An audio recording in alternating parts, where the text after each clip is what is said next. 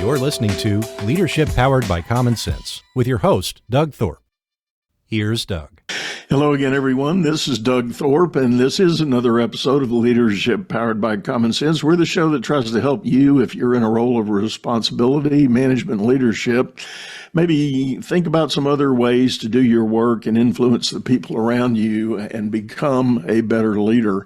My guest today is a gentleman who does just that. He works in the leadership training, development, and coaching space. His name is HR Huntsman. HR, welcome to the show.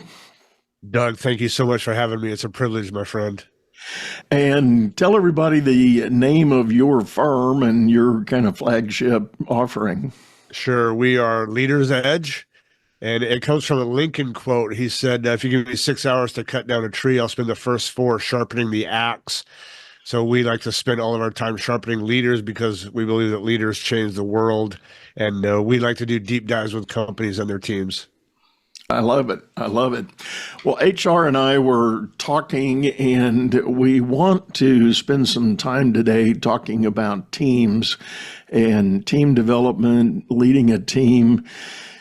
And what I proffered in the green room, that no disrespect to our friends in the corporate world, but the reality is if you're a lower level, middle, or even sometimes upper management in a larger corporate setting, the impact and effect of your team may or may not move the needle for that business.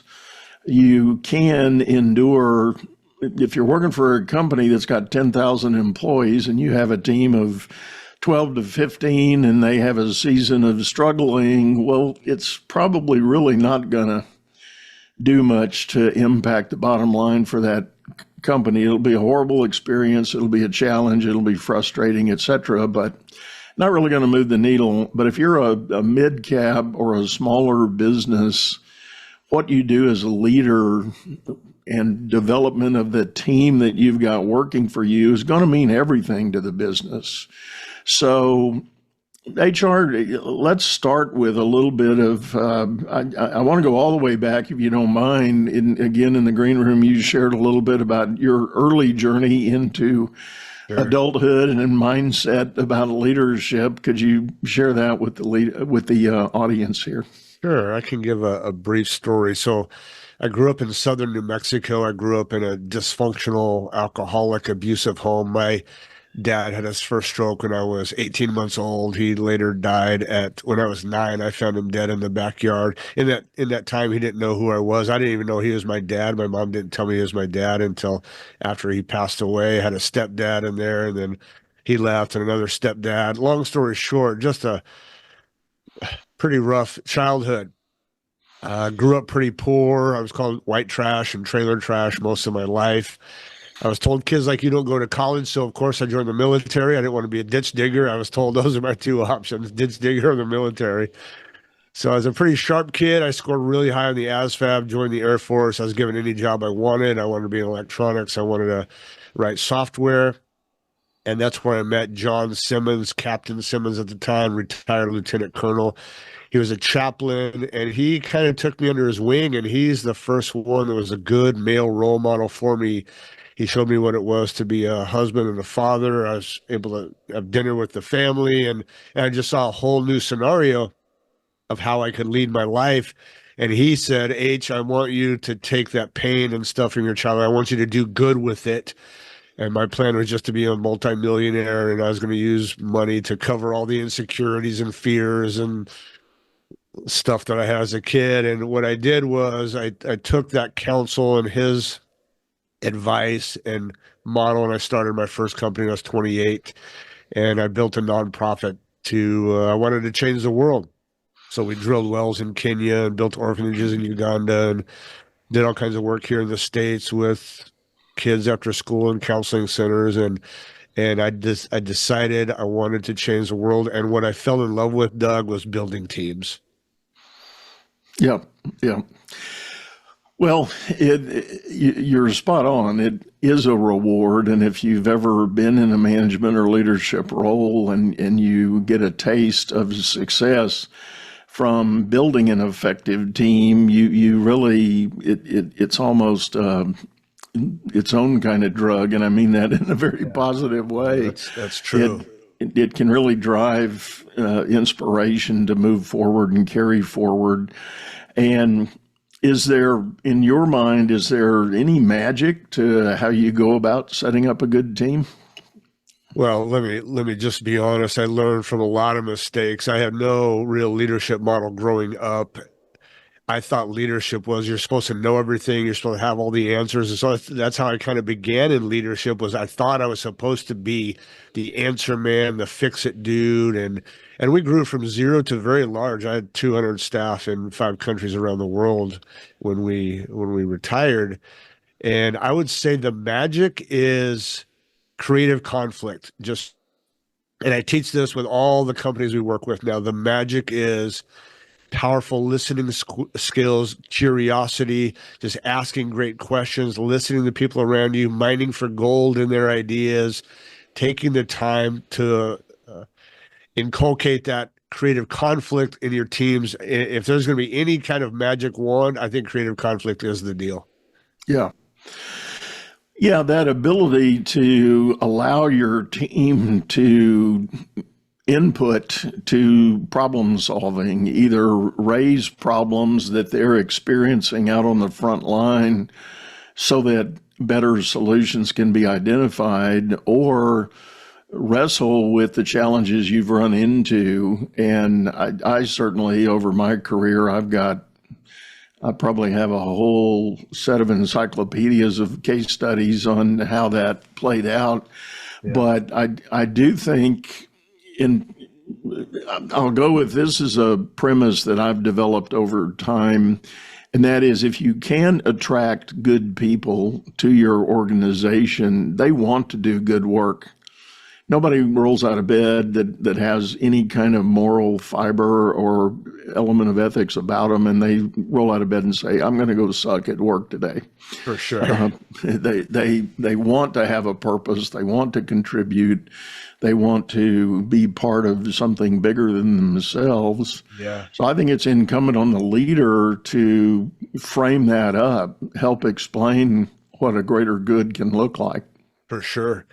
We say this all the time. 8s don't work for 5s, and 8s aren't going to work in a 5 kind of culture. So creating a culture that mines for excellence, that maintains a standard of excellence. If you want to attract and retain top talent, mining for gold and maintaining high standards is the way to do it. Low standards, 8s and 9s are going to work in a 5 organization. You spoke the magic word there, and we've talked about it a lot on this show, and that is culture. And I think business culture, the notion of building a culture, is a popular buzzword. It's probably on the short list of 5 top business words of the decade. Let's start with what's your take on what a good culture is about? The way we kind of define culture, and this is not a dictionary definition, but it's how people feel about giving their best to your organization.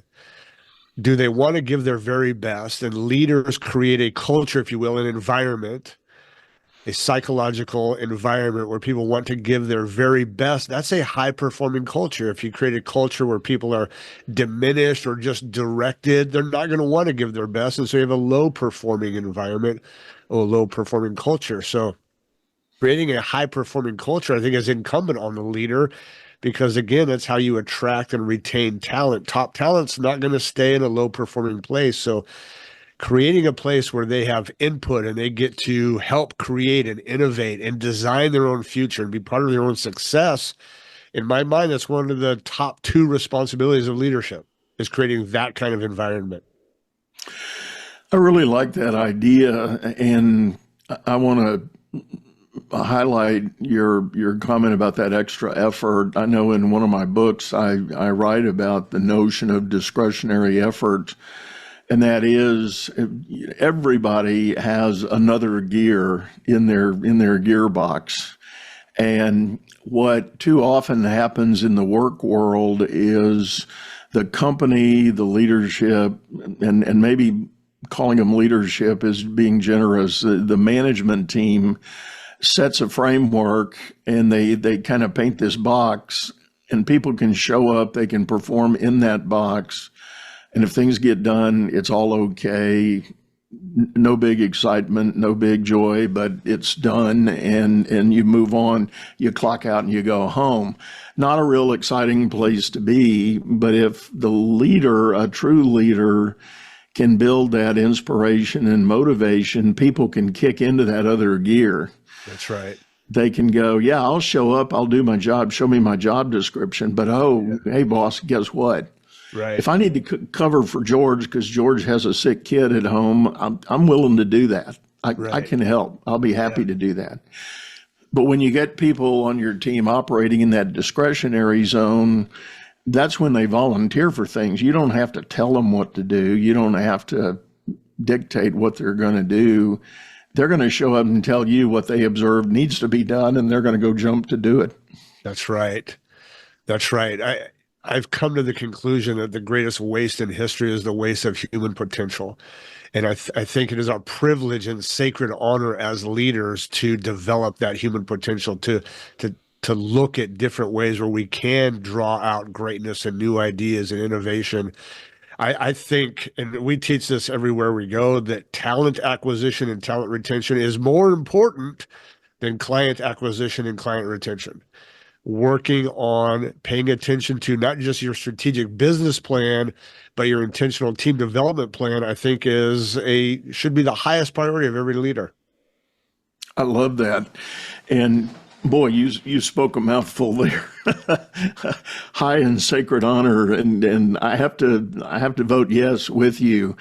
I think that is the way that leadership ought to be viewed, and anybody that has been given an opportunity to step into a position of authority as a leader really ought to do some deep dive soul searching and ask themselves, are they really ready to go that far with it? Am I providing the people that work with me the opportunity to be their very best? Because we often talk about, I want to get the most out of people. And I push back on that kind of phrase. Your job isn't to get something out of them. It's to help them become the best version of themselves so that everyone who's working on the team is giving their very best to something they believe in. That's just really solid world-class leadership that can do that. So again, I vote yes, and I'll agree with you, but let's get real practical here. Let's take a scenario. You know, you've done some work in the construction business, the construction industry. No disrespect at all, because my God, I grew up around home building, so I know the hard work that those guys do, and gals. How do you really lead a team of tradesmen out in the field, you know, the guys with their tool bags and tool belts that show up every day? How do you really lean in with those guys and get that best effort and help them be their best selves? Yeah, we've had a lot of success in working with construction companies. It starts at the top. Are we talking about? Are we treating people? Let's just start from the basics. Are we treating people with kindness and respect? Let's start there. Are we treating people with honor and value? Are we treating them as cogs in a machine and widgets to move around on the board? Or are we treating them as human beings? Let's just start at the very basic with that. Then we begin with the curiosity and inquiry. Are we asking questions about how we could improve for them on their behalf? So this is a place where they want to give their trade skills to. Are we listening to them, or are we dictating from on high how things should be done and, you know, what project management looks like?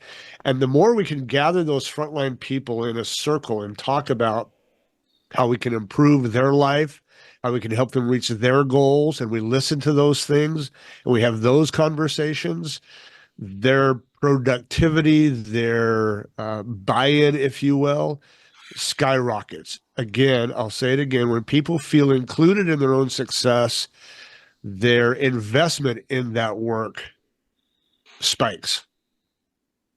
So inviting them to participate in those conversations is a fantastic way to get, if you're going after productivity and longevity, that's how you do it. I see that happening a lot in the companies that perform the best. And I think it starts with the leader being willing to totally break up, dispel, and debunk any stereotype they've got of a working class one way or the other. If you say a particular trade is always X, well, you're off on the wrong foot already. Right. And demystifying or eliminating any bias you might have toward a group is the place to start. And I would argue that as a leader, your pivot is, no, let me go one by one. Let me learn who they are. I couldn't agree more, Doug. I think that's absolutely right. Again, it gets back to valuing them as human beings, not writing them off as blue collar or white collar. Those old divisions, like they're just not useful anymore. I don't think they ever were useful. And seeing people as human beings, as contributors, as high potential, again, contributors to the team, and mining for gold using questions and curiosity gets their very best and provides a great place where they can work. I mean, let's be real. In America, we spend about 90,000 hours, waking hours at work in our lifetime.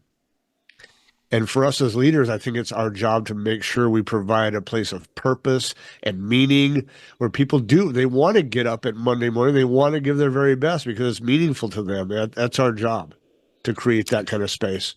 Yeah. Somehow this discussion reminds me of a story. I've got a friend, and he used to sit on the board of the nonprofit that I had a number of years ago, but he was in the oil and gas world. And as most of my listeners know, I live in the Houston area, Texas Gulf Coast. We got a lot of oil and gas activity around us, all levels of it. This particular individual took a job as a COO of a logistics company, and one of the segments that he had responsibility was some floating stock. He had an inventory of some barges and tugboats down on the Texas Gulf Coast. So in his early days, in his own version of a 100-day plan, he was going around meeting all the supervisors out on those remote units. And he walked up to this one guy that was supposed to be the dock captain of what was going on in this particular location. The guy turned around, and my friend said, this guy was a mountain of a man. He had grease up to his elbows, but he had forearms like Popeye. He was a huge guy. It was obvious he had done this his whole life. Turn around, really gruff, really rough, and the first meeting, I'll just say, didn't go real great. This fellow knew that my friend was the new guy, and he just didn't suffer new guys very much, but my friend made a commitment. He said, I'm going to break through all of that. He said, I'm going to find the man that's inside all of that. And he started engaging this fellow, and over a relatively short amount of time, he asked questions and listened. He didn't dictate, he didn't direct, he didn't change anything. So good. But he inquired, he gave the guy an audience that he had never had before. Right. And the stuff that came out of this fellow was brilliant. I mean, it was massive opportunity for that operation. Right. And my friend said to this guy, he said, we're going to take your ideas. We're going to do something with this. And I agree with what you're saying. I think there's opportunity. You're spot on. I'm sorry you've had to endure this not happening for so long, but we're going to make some change. And they did. And this guy became just now, odds are going down to the waterfront and trying to have a meeting with the guy, he was still probably going to have grease up to his elbows, Sure, Of course. But they had this amazing relationship, and it just really blossomed the results of that operating unit. Yeah. I'm telling you, and you know this to be true, and I'm telling you and our listeners, that kind of gold is out there everywhere. That kind of potential, those ideas are there. It's up to the leader to lay down our pride, our ego, our position, humble ourselves, ask questions, really listen. That's all there, and it's up to us to go get it. Jack Welch tells a great story, very similar to that story. And at the end of that very same type of conversation, the guy says, Mr. Welch, you've had our hands this whole time, but you could have had our minds as well. And that's the truth. And the great leaders, again, humble themselves and go sit with those dock workers and ask questions, and they get really good answers. We just have to take the time to do it. Yeah. Well, your front line definitely has the experience, because regardless of what your company policy or your procedure may call for, they know what it's going to take to get it done. Right. And, yes, are there maybe some safety rules you need to implement? Sure. That's probably all very valid. And again, even safety programs can be implemented with the knowledge that you're really looking out for people and you want to protect them at work. Sure. One of my guests was talking about the infamous story of the turnaround at Alcoa.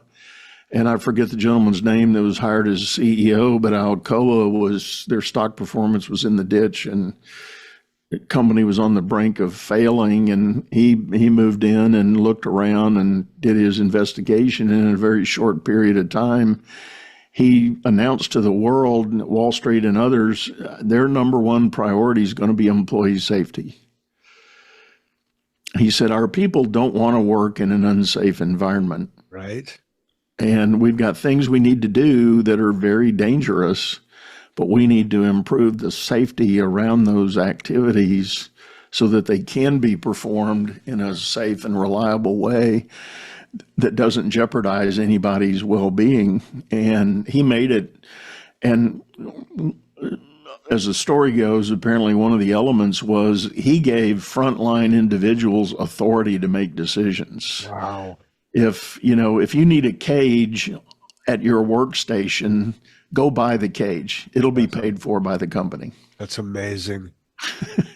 To empower people like that, that's incredible. That's great leadership. Yeah. So it is something that I think everyone, regardless of the industry you're in, can think about. Hey, Char, let me ask you this. I want to shift the tide here a little bit. Sure. Let's talk about the guy or gal. I'm sorry, I'm showing my age that way, and nothing meant one way or another by that reference. The individual that steps into a leadership role, maybe for the first time, what are some words of wisdom to guide them on how they should begin their journey in leadership? Yeah. I'll reference my own journey and the journey of other young leaders when I was in my 20s. The natural inclination is going to be trying to prove yourself. You're in your 20s or 30s, you have your first leadership position. The natural inclination is to prove that you belong. And oftentimes we try to prove that we belong by having the answers, knowing the right way to go, defending our position. I would say to that young leader in that position, resist that urge as much as you can. Lay the position down, lay the ego down, lay the defense mechanisms down, even lay down the need to prove yourself, and really begin to get to know the people around you, understand what they want to accomplish, have conversations with them about their dreams, and how we together at ABC Inc. here can build a team that helps everybody accomplish our dreams. Having those conversations, good, tough conversations about performance and expectation are always warranted as well. But when you connect with people personally, listen to their stories, embrace their dreams, and then show them how we can all get there by performing at a high level, that's not just great young leadership, that's great leadership. It's just harder for young people to do because we're so worried about ego and proof and defense and our insecurities and imposter syndrome. It's tough to fight against that and swim up that stream. Yeah. Well, you and I, as you alluded, we share early year experience in the military, and the military does tend to be a place, particularly for junior officers, where that personality can show up, the guy that thinks he's all that and is there to prove that he's really something. And it's almost a cliche. I know it was in the Army, and I'm guessing in your Air Force experience, same thing. it's almost a cliche about the second lieutenant or even first lieutenant that thinks he, is all that. And the way that people act and react with them and around them. Now, fortunately, it's not an absolute. Not every commissioned officer shows up that way, but there is a tendency to do so because in the military, your authority as an officer is instantaneous, and Right. your level of control, span of control, is usually large, and it goes to your head pretty quick if you're not careful. For sure. And I've told this story before on the show. I'll tell it real quick again. One of my early assignments as a young officer, I had to take over responsibility for the mess hall, the dining room that served our troops. And we were a big facility. Our particular property served 1,500 sittings per meal. So breakfast, lunch, and dinner was 1,500 each. We had that many troops going through the unit. And right after I got assigned to take over, we had a turnover of the mess sergeant, the lead guy that was going to run the hall on a day, basically the chief cook, chief chef, really, and administrator. And my new guy shows up, throws his file on my desk, and he was a big old black man from Mississippi, and I'll never forget his name. He sat down, we started talking, and I could tell he had an edge. He had a kind of a hostility toward me, And but I kept trying to make light of it and move on. And looking through his file, this guy had won every award the military issued for performance of cooking competitions, quality of service, healthcare, everything that was evaluated in a food service operation. He had won it all. He had all the blue ribbons, all the gold stars. So I knew I had gold. You talked about gold mining. I knew I had gold. And finally, at the end of the talk, I said, Sergeant Culliver, I detect a little bit of hostility here. Can you explain to me what that's about? Good for you. And he kind of scowled again, and he said, I don't like officers in my mess hall. I nodded my head, and I said, well, I'll tell you what. I said, I'm going to make a deal with you. I said, by regulation, I've got to sign your paperwork or else you can't requisition a toothpick without my signature.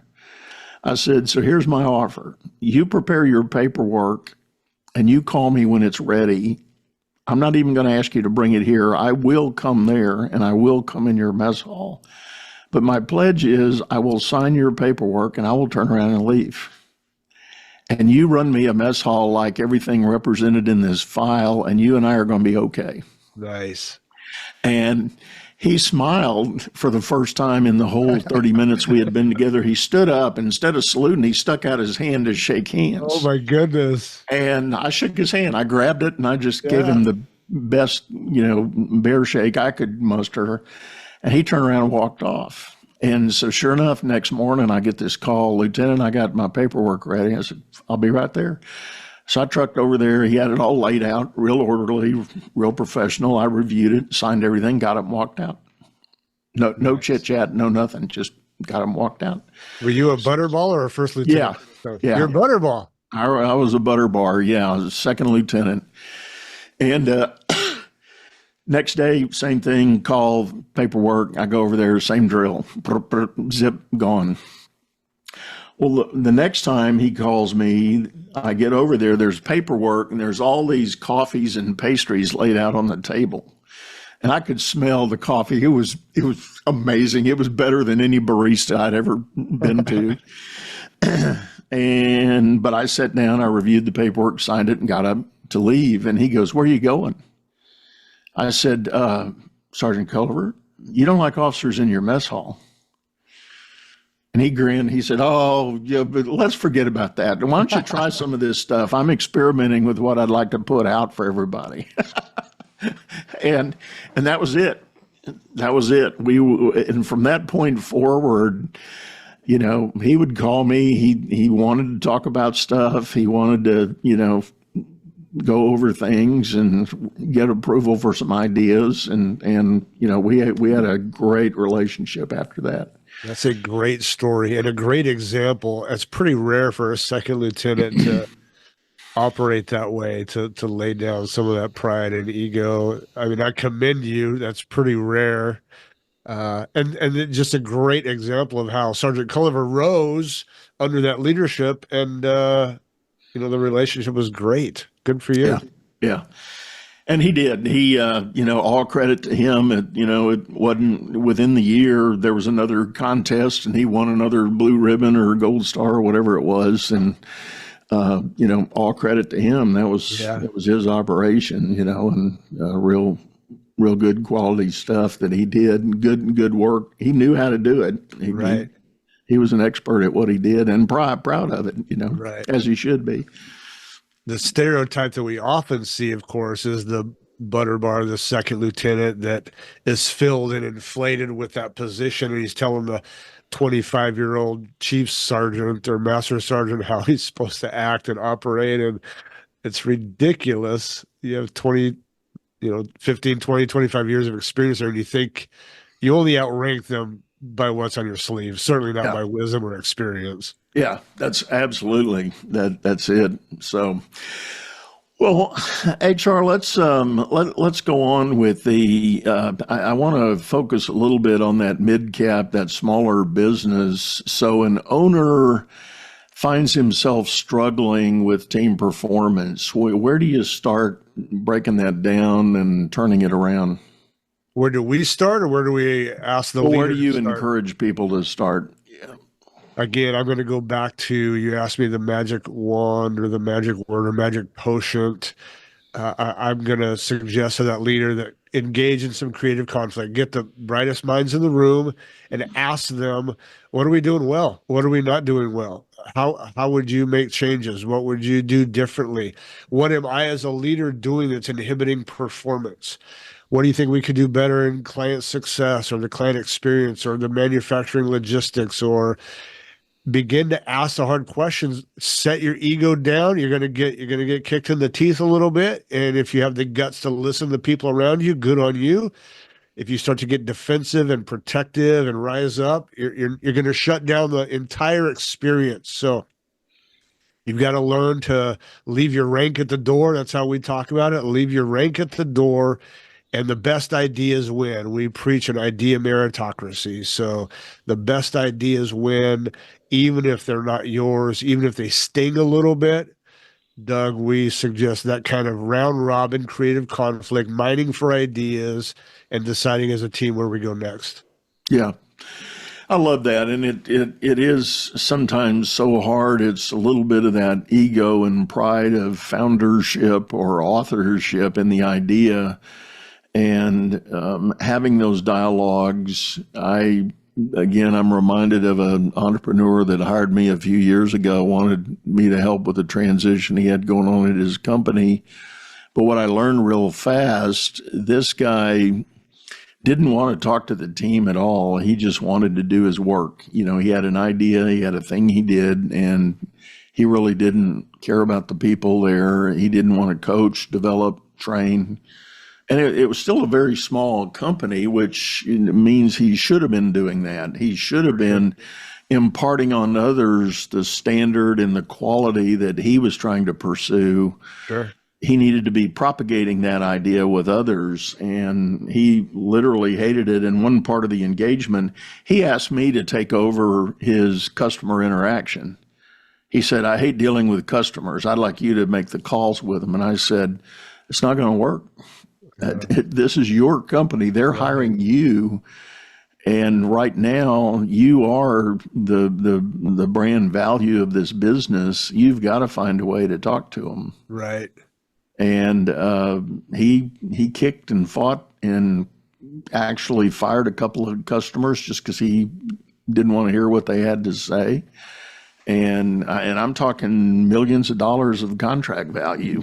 Yikes. And it just said to me, well, I've come to believe everything in life falls out on some kind of scale, some kind of spectrum.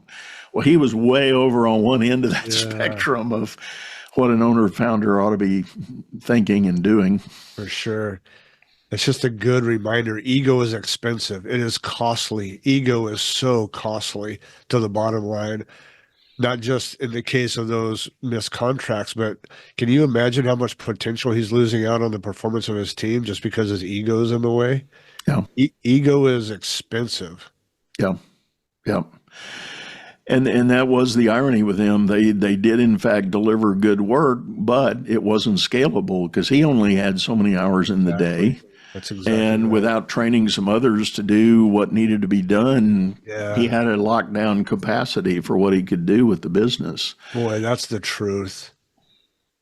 Training, releasing, empowering other people, delegating authority, giving away responsibility. That's true leadership. Mm-hmm. Agreed. Well, HR, I think this has been a great lesson, and thank you for sitting in. Tell folks the best way to get a hold of you if they're interested in learning more about your work. Doug, it's been an absolute privilege. They can get a hold of me. Just email me. I love to chat with folks. HR@yourleadersedge.com, or check out our website, yourleadersedge.com. I'd love to hear from them. That's great. Well, as always, folks, we will have that information in the show notes. Just hop down and click the links there. You'll be able to reach out to HR. And I think we're going to wrap this up for today. I want to remind you, we've got a video version of this over on YouTube, channel by the same name, Leadership Powered by Common Sense. Hop over there, check us out. Look at the archives and leave us a comment. Let us know if you've got some other ideas or questions you want us to pursue. But for now, again, one last time, HR, thank you for sitting in. Doug, it's an honor. You're doing great work with leaders. I appreciate you, my friend. All right. Thank you. And with that, folks, as I always say, go out there, make it a great day.